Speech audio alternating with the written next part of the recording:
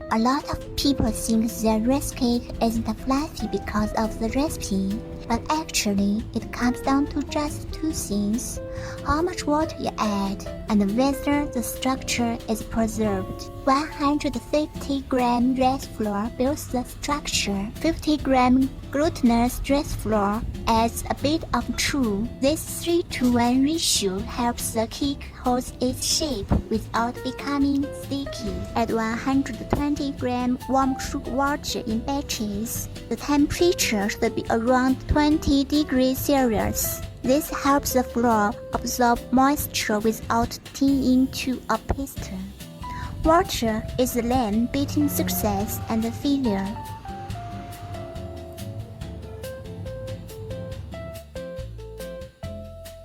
The correct texture should be hold together when squeezed, falls apart when lightly pressed.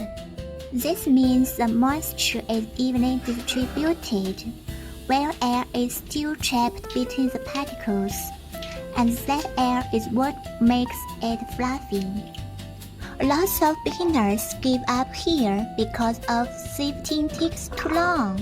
Here's an easier way. Toss the mixture in a blender a few times.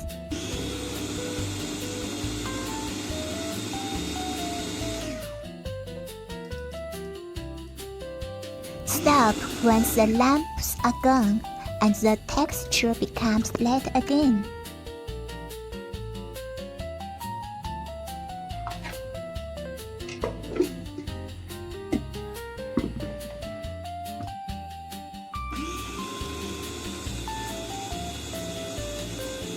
Don't overmix, or it will become sticky and harder to sift. After that, sifting becomes much easier. This step isn't just for smoothness, it also adds more air into the flour. The fluffier the flour, the more evenly the steam can pass through.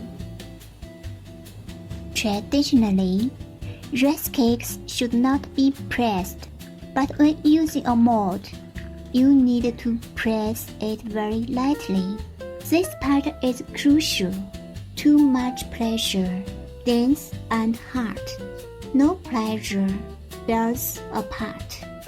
The right filling is holds its shape, but still light and airy inside. It's balance between structure and softness.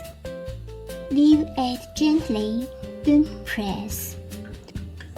Half flour, add jam, cover with flour. Lever it gently, don't press. Flip and release carefully.